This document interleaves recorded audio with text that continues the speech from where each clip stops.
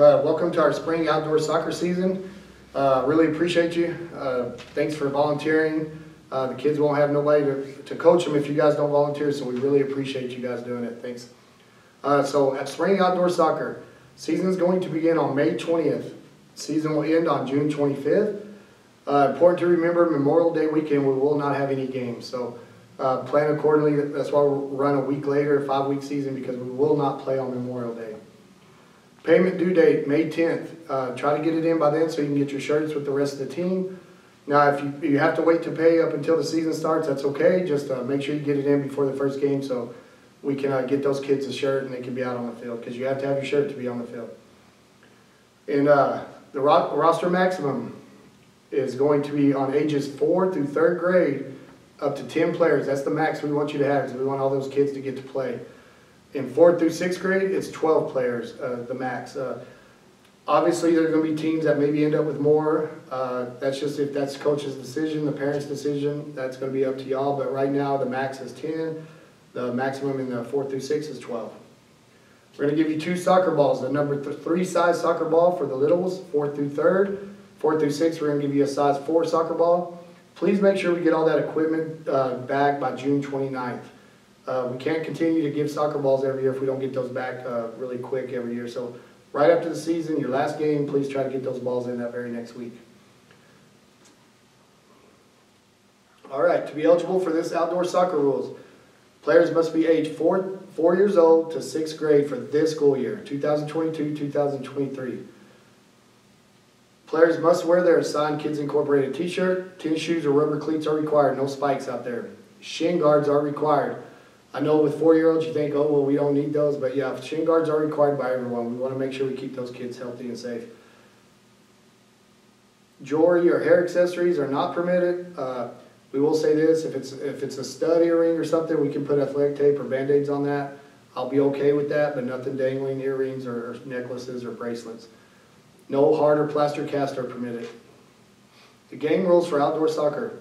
Each player must play in at least half the game. If you have the 10-player max, and you might have less than that, so it'll be easier, each game will consist of 2 20-minute halves with a running clock. If you want, and the referee's okay, and the 2 coaches are okay, each half will consist of 2 10-minute quarters with the running clock. So either 2 20-minute halves or 4 10-minute quarters. The reason you would do the 10-minute quarters is to get substitutions down so you can kind of keep up with the half a game thing. Halftime's going to be 5 minutes. If a game ends in a tie, it's a tie. We're not having any overtime or anything like that. Substitutions can only be made during a dead ball. Once the ball's whistled dead, you can substitute your players. And players, let's make sure they're off the field before you put another one out there. With those littles, 4-year-olds, 5-year-olds, sometimes you can end up with 7 or 8 players out there because they don't know what they're coming or going. Offsides will not be enforced for any grade level. We have 1 official out there, and it's just too hard to call, so no offsides. Slide tackling will be allowed, but the player must have contact with the ball. If they slide tackle, they must kick the ball on that. If not, it will be a foul where the ball's played, just like any other soccer. Teams be on opposite sidelines. We don't want 2 teams on the same sideline. That bunches up a lot of fans, a lot of teams, so be on opposite sidelines. Goals are going to be 1 point, just like in any soccer.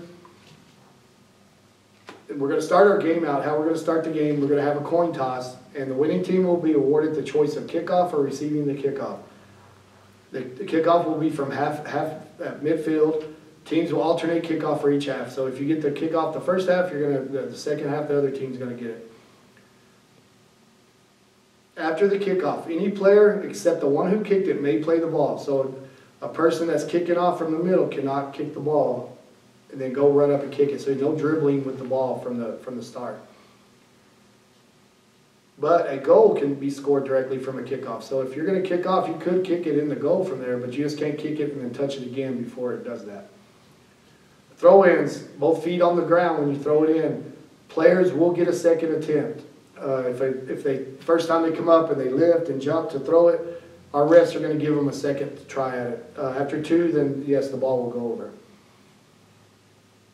Goal kicks. Must be when we take a goal kick, the opponents must be 6 yards away from the ball. The goal kick will be anywhere inside the goal area.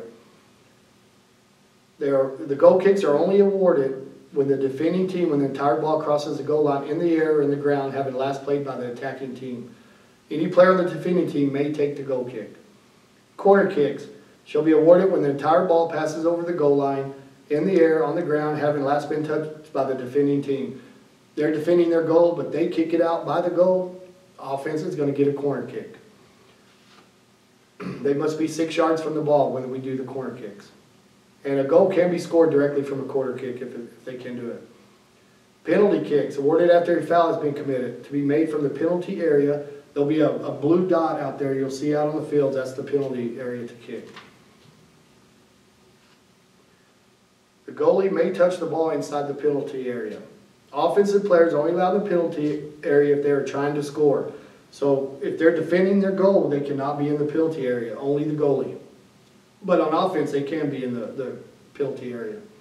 Once the goalie has the ball in hand, all play must stop. Fouls and misconduct. Intentionally tripping, kicking, or attempting to kick an opponent. Intentionally pushing, holding, or charging an opponent. Kick or attempt to kick the ball while in possession of the goalkeeper. Goalkeeper has the ball in possession, you try to kick it out of his hand, that's going to be a foul. Handling the ball with hands. In ages 4 years old to first grade, we're going to allow some hand touches, providing they do not catch it or throw it.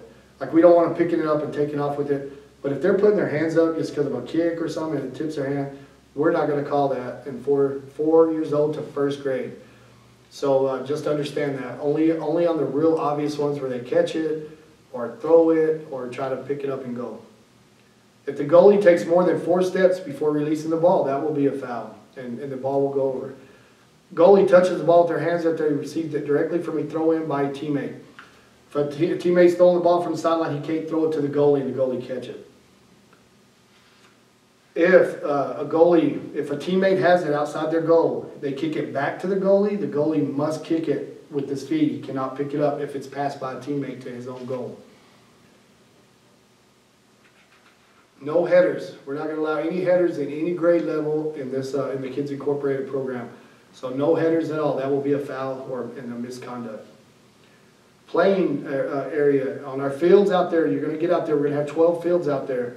Ages 4 through first grade, it's going to be 5-on-5 with a goalie.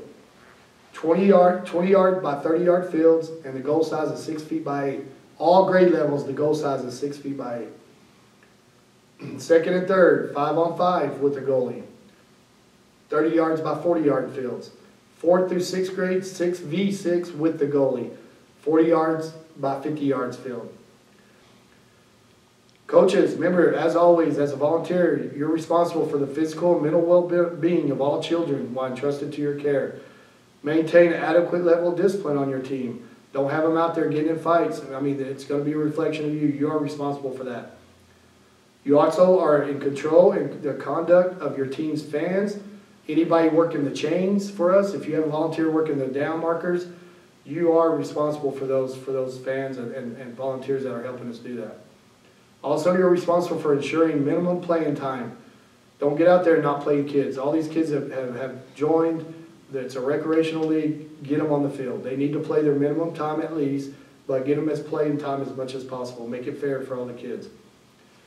Very important one. We go over this every video. Any assistant coaches, any parents, anybody working with your kids in practice or on games must have a background. If you don't have a background, that coach will be removed from the sideline, and I don't want to be out at a game or somebody and we have to remove someone. That's the worst thing we want to do. So, and the last thing we want to do. So, please make sure anybody that's going to be helping you at all, they need a background check. And we kind of talked about this already. Code of conduct. Any profane, obscene, abusive, or degrading languages to coaches, to opposing players, to opposing coaches, to opposing parents, to our referees. Any of that, you're going to be asked to leave, and you might not, I mean, we don't want to get to this, but we could discuss further discipline for that. Don't handle any child. I mean, if you're coaching them hard or whatever, don't put your hands on a kid. Don't handle it in any aggressive or abusive manner. Any act like this can result in the head coach just being asked not to be suspended indefinitely. Referees, we have, it's, you know, in any type of sport in this country, referees are at a shortage. We have a great group of people, young people, adults, professionals, chapter referees that come out here to help us out with our program. please respect them. Their decision is the final. If you have a question among rules or anything you feel our referee's doing wrong, call us at the office after the game the next day or something. But I do not need any parents, coaches approaching referees out there on the field. All that's going to lead to is incidents that we can't control. So please show the respect to not handle it that way and to give us a call. Doesn't mean you can't question a call, but just do it in a respectful manner.